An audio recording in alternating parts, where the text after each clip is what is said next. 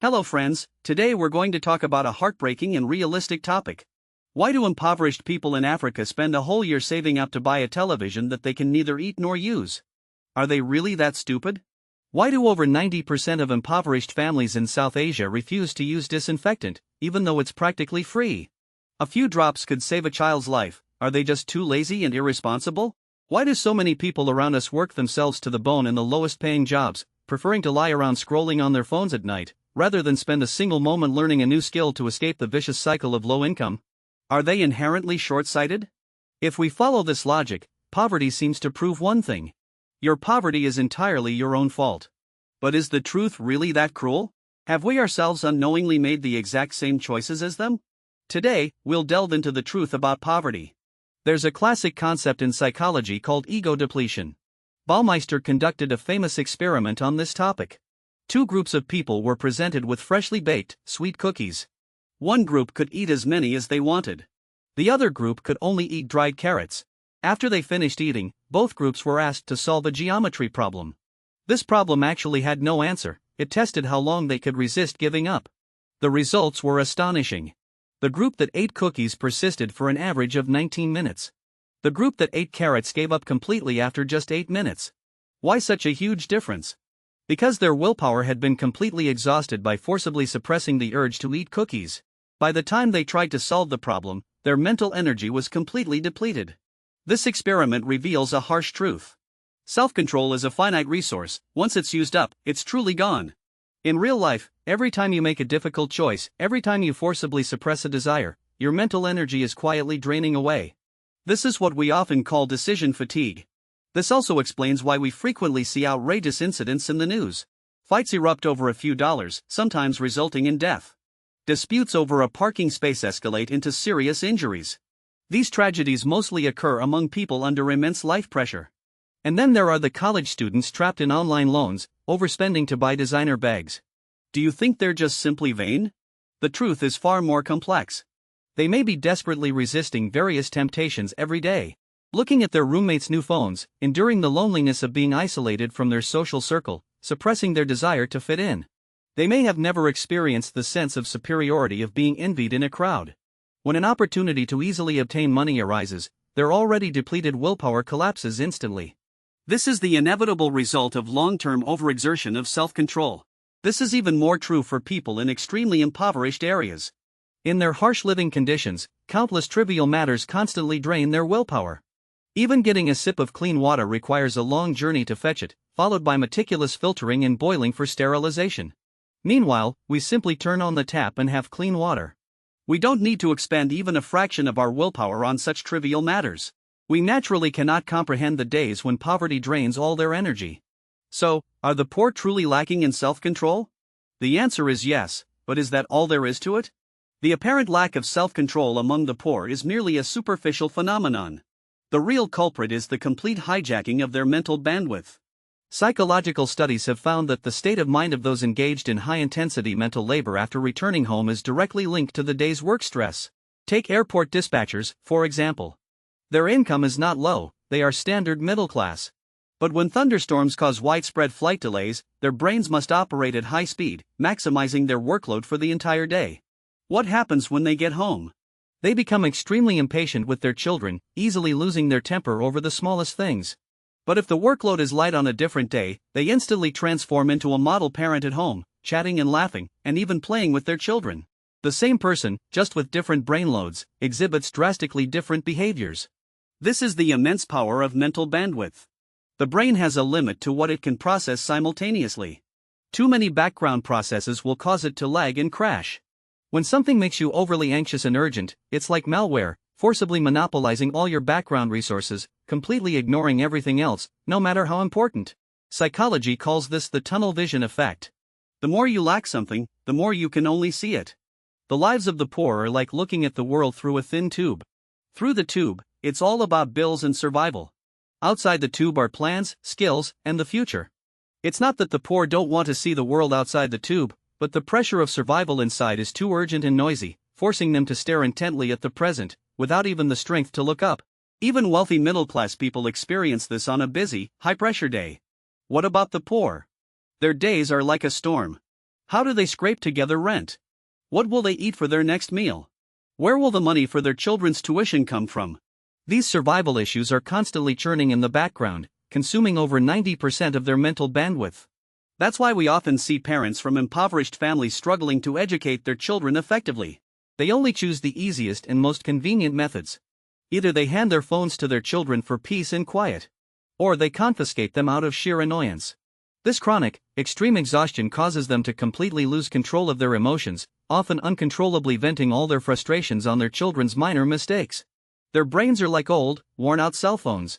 Poverty is an inescapable addict, leaving almost no memory for their children or their lives. Now let's return to the initial question. Why did that impoverished African man spend all his savings on a television? Because he faced repetitive and arduous labor every day. His life lacked cinemas, cafes, and weekends off. In this hopeless existence, the television was their only window into a life akin to that of the wealthy, and his sole source of entertainment. At that moment, he couldn't even imagine the distant future. All that's left in his mind is a little happiness and dignity.